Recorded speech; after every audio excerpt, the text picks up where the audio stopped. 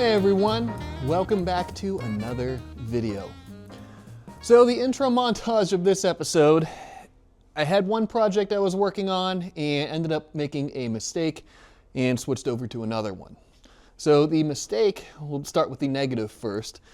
The mistake was cutting up my Ross Machine Racing fuel rail mounts incorrectly. Now, I was trying to get everything to fit together the way that I wanted it to, and made a mistake with this one by cutting this back ear off of it. I should have left it like this other one, but alas, it is what it is. I've ordered another pair of those brackets, and I will address the fuel rail mounting in the near future. But with that being said, I decided to audible to working on the intercooler, and it is in position, everything right now, where I can begin on the mounts for it.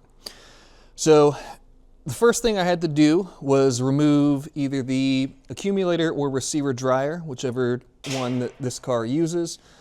I got sprayed in the face with R134A and PAG oil, which wasn't the most pleasant thing in the world, but that piece is out of the way. It sits in this clamp right here and was getting in the way of the end tank over on this side. So I'll figure out a new solution for that in a bit, but first and foremost, I need to get the intercooler in its home so that way I know where everything needs to sit. So the intercooler, as it sits right now, you can see that it's spaced off of the lower core support a little bit, and everything minus measuring the gap between the core and the core support on both sides to make sure it's square to the front of the car. I'm ready to start making these mounts. And I think what I'm going to do is make a couple of tabs, one somewhere in this area that goes out to a riv nut that I will put into the lower core support, and I'll do similar over on the other side. And I think that should be more than enough to hold the, at least bottom of the intercooler in place. And on the top side, I'll tie it into this little support. I'll tie it into the core support right here. And that should be good to hold the intercooler in place, and everything should be happy days that way.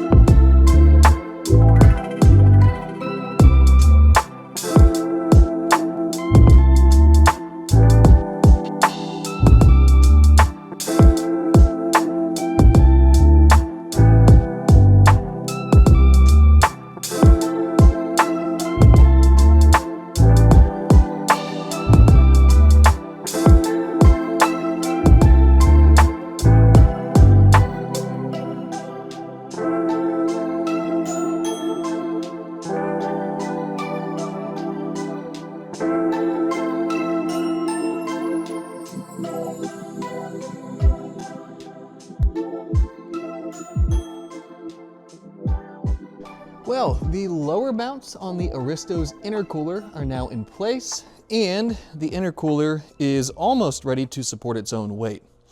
So the intercooler is roughly centered. If anything, it hedges a little bit towards the driver's side. I did that to provide clearance for the AC piece right here. And on the bottom side, you can see the two mounting tabs. And I put two rev nuts in, one here, one over there, and that's what retains it from the bottom side. So these lower mounts are actually what supports the weight of the intercooler, and the upper mount will be what keeps it in the location that it should be. 3 points of contact should be more than enough for this, and I think this is the easiest and most effective mounting strategy. So, next on the agenda is to knock out the upper mount. And I have this piece, which is a factory piece that went from the upper core support right here, this stud and that bolt hole, and it went down to the lower core support and kind of tied everything together that way. Now, being that the intercooler is in there at this point in time, I can't run the full length of this piece, but if I cut it somewhere where my thumb is at right here, or in that general area, that will allow me to use the top section to still brace off of this bracket that comes off of the bumper up to the upper core support right here.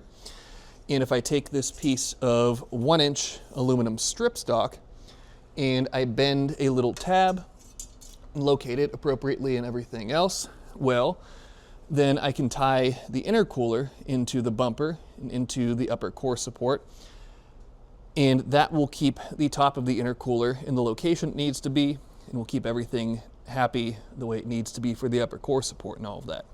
So this upper intercooler bracket will end up being a multi-purpose little piece, and I think it should work pretty nicely. So with that being said, let's go ahead and make the tab, figure out its location, get it tacked on there and all of that, and before too long I'll be able to drop this jack down. The intercooler will stay in its place, and that will be a huge step forward on this car.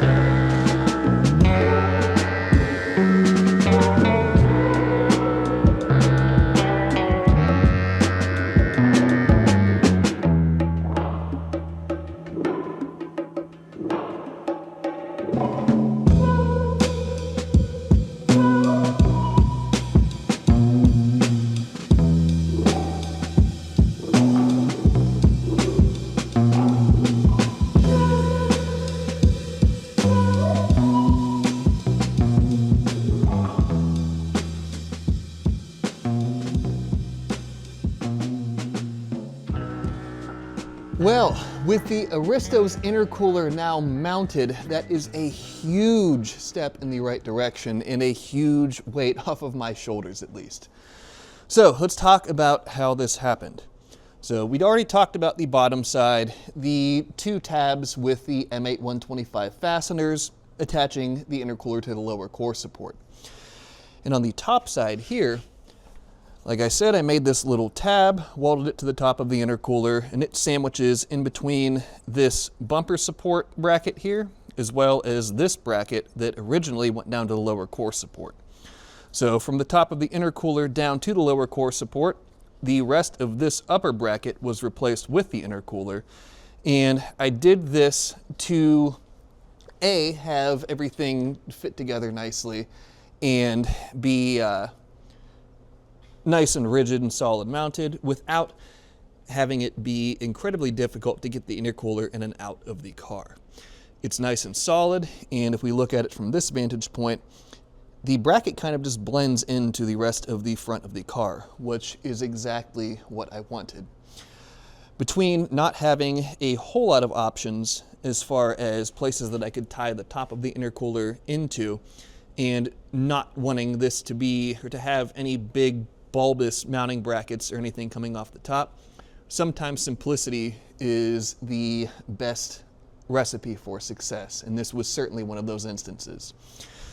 So, like I said, the intercooler is solid in there, and most importantly, if I shut the hood, it still shuts perfectly, holds in there correctly, all the body lines and everything are still good, and if you look closely, you can see just a little bit of the intercooler through the front air dam on the bumper. Other than that, everything is kind of nice and subtle and hidden. And not that I'm necessarily trying to make this a sleeper, but it's starting to go that way. Now, the intercooler is not done at this point in time. Although, if you guys have built intercoolers before, or just worked with turbo cars or forced induction vehicles in general, you can attest to the fact that an intercooler, if you've built them, they're not difficult to build, but mounting them is where the difficulty comes. However, now that it's mounted, that's at least a huge step in the right direction. Now, the intercooler is not completed at this point in time. There's still a bit of work left to do on it. I need to locate the blow-off valve, which will be off of more than likely this end tank over here. But speaking of the end tanks, the most important portion, and I guess the most important, still outstanding portion, I should say, are the inlet and outlet stubs. And let's raise the car up in the air, and I can discuss a little bit more about why that is and how I plan to address and tackle it. The difficulty with the Aristo and this whole turbo system, specifically the intercooler, are the inlet and outlet stubs for the inlet and outlet of the intercooler.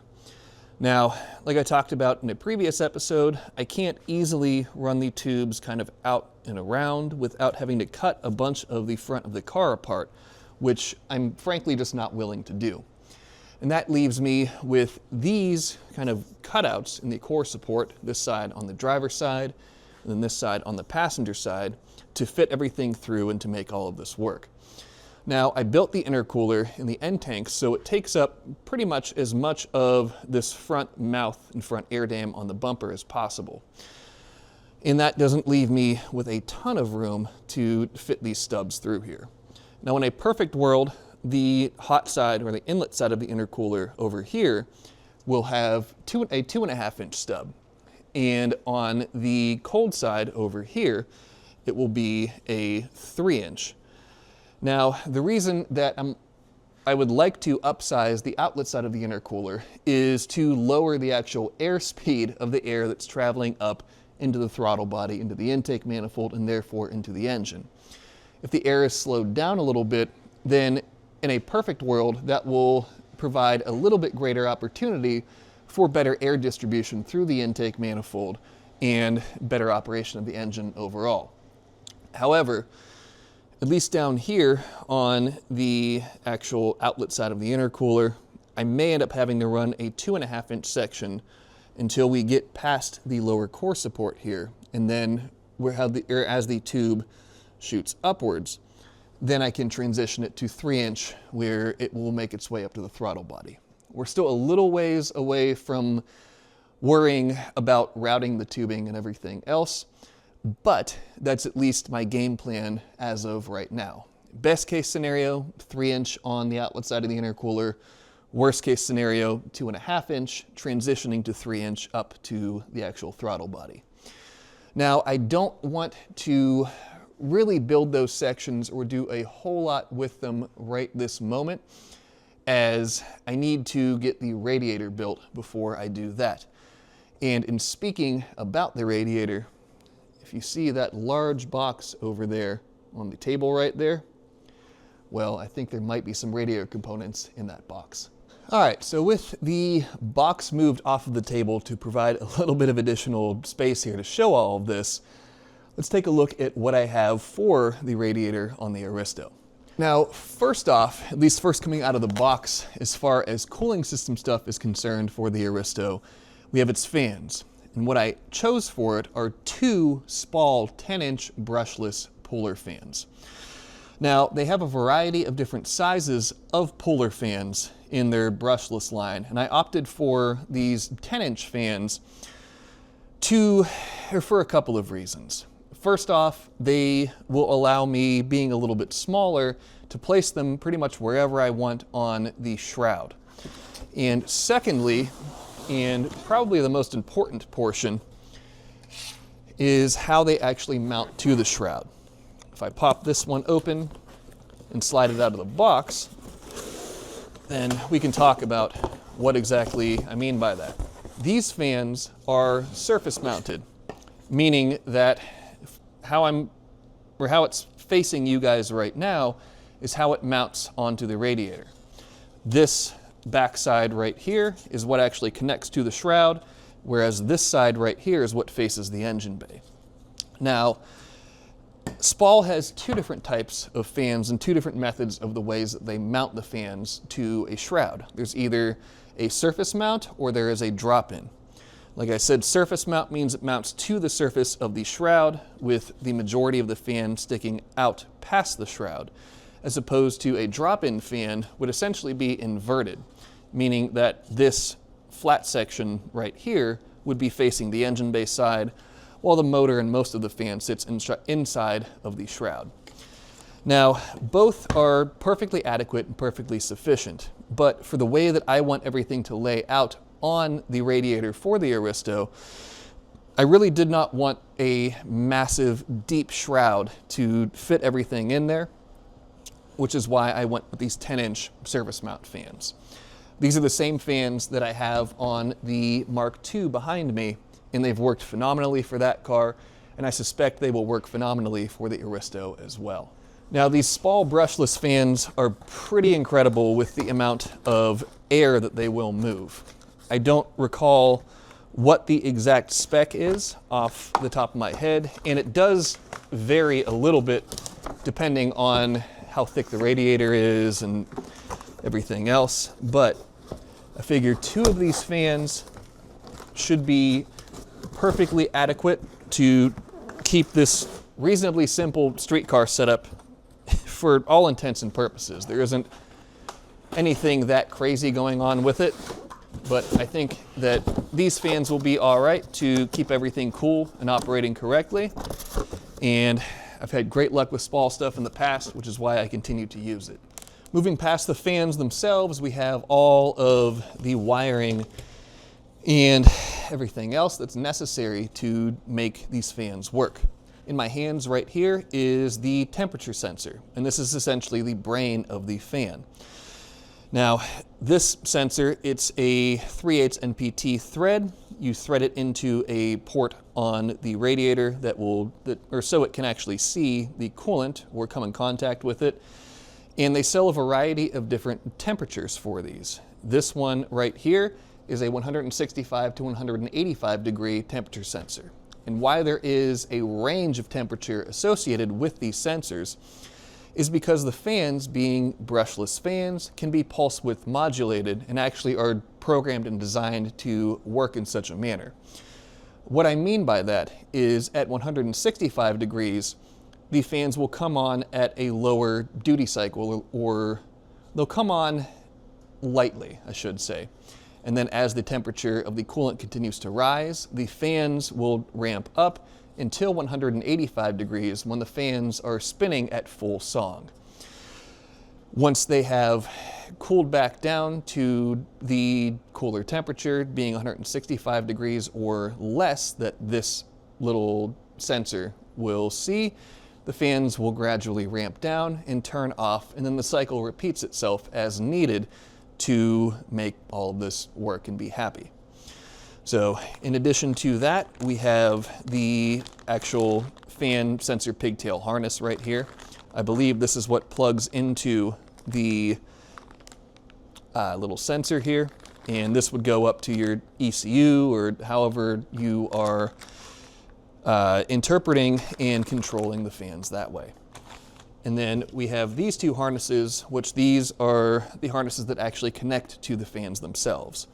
They have some hefty 10 gauge power and ground wires, these big old connectors, and I'm running 2 of these for twin fans as opposed to the sensor and the sensor harness, 1 of those. Since I'm not running the fans in a staged manner or anything like that, I only need 1 sensor as opposed to the 2 fan harnesses. And last but not least, we have kind of the star of the show, and that is the Aristo's radiator core. Now, you can buy a variety of different radiators out there.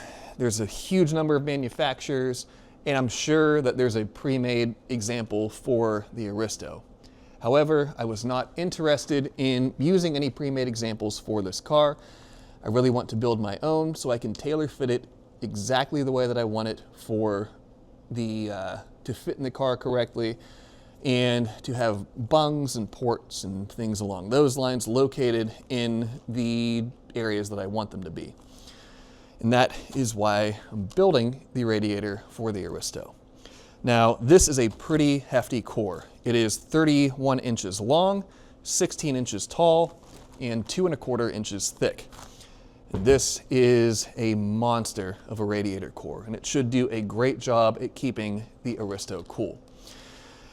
It has, I believe it's 2 7/8 wide headers on top and bottom, headers being this dimension right here that the end tanks actually will weld to. And I'll build the end tanks themselves, everything will be cool. I can place different bungs and things wherever I want them, like I said. And at the end of the day, it's kind of cool being able to say that I built the radiator that's in this car. You guys have seen me build radiators before. Again, I built one for the Mark II behind me. And although it was not on camera, I don't believe I built one for the Mark IV as well. The SC, I ended up using an old, I believe it's a Fluidine radiator that's in that car now, but I had to do a significant amount of modification to have everything fit and go together the way that I wanted it to. If I had it in the budget at that point in time, I would have built one for the SC as well, but fast forwarding until now, the Aristo, we have the core here, I can build the radiator for it, and everything will be cool that way. All of these cooling system components were sourced from my friends at Bell Intercoolers. And I've worked with them for a number of years, and even though I did not use one of their intercooler cores on the Aristo, just due to them not having the exact size that I was looking for, they still are my go-to for all things radiator and intercooler core related. Any heat exchangers, they're awesome. They offer a huge, wide variety of different cores in different sizes, different dimensions, and they're awesome people to work with. I've worked with them for, probably going on a decade at this point in time if I were to guess, and I highly recommend reaching out to them if you have a radiator project, an intercooler project, need some fans, need some advice or anything else. They are my go-to for all things heat exchanger related. And just like the other parts I built with their components before, I cannot wait to get started on this radiator. And I guess the first thing that we really need to do is to drop this core down into the engine bay of the Aristo and start taking some dimensions for the end tanks.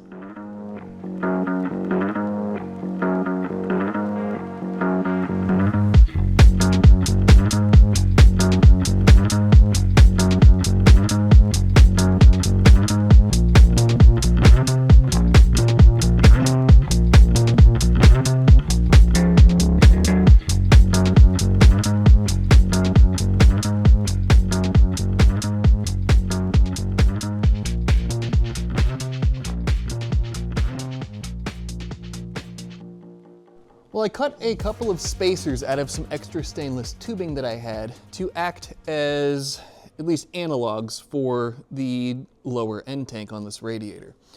And the way that I have it spaced currently, you can see that I've cleared out this entire pocket essentially for this side of the intercooler tubing, and it should be the same story on the other side over here, which yes it is.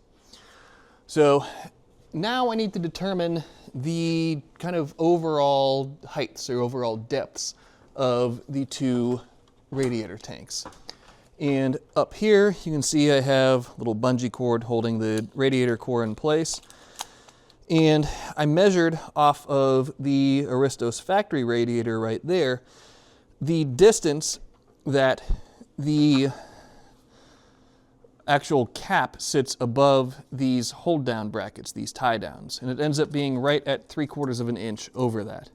So the way that we're sitting right now, we are give or take 1 3/4 of an inch, 1 7/8, something around there. So I can go at least 3/4 of an inch above that and still have clearance for the hood. That should allow me, or should provide plenty of space for the bungs, for the cap, for everything that needs to go on the top side here.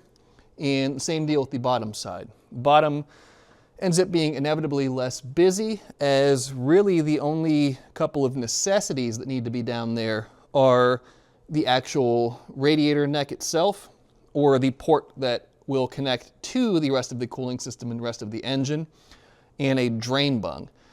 That will be a number 16 ORB and a number 10 ORB respectively. And the same deal on the top side. I need a number 16 bung up here. I need the fill cap. I need little provisions to be able to use these factory tie downs, maybe some sensor ports, maybe things along those lines, maybe. We'll see as time goes on. But at least for now, we know that the radiator core does fit in the engine bay of the Aristo, and we know that I have a little bit of wiggle room both up and down to make all of this fit, to make everything work, and I think we have a really good base and a really good foundation for this. One other side project that I'd like to knock out right now is clearing out the burrs in the Aristo's fuel rail. Now, during the machining process for any fuel rail, you're going to inevitably be left with some burrs. If I shine my light in here, hopefully you guys can see them down in there. Yeah, there you go. You can see those couple of burrs center frame. And for each one of the injector ports, if I zoom out from my ugly face, then you're going to inevitably end up with burrs on the inside of it.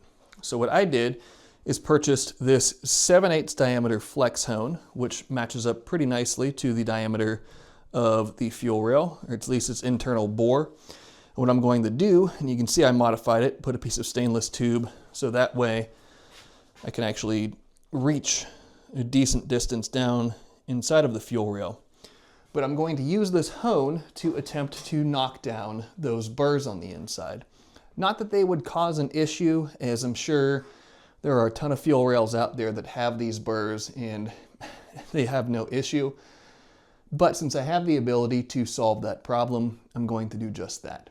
So I need to get some oil, probably just spray this down with some WD-40 and run it down through the rail. And if everything works out the way that I'm hoping it will, this hone will knock down those burrs and everything will be smooth on the inside of the rail.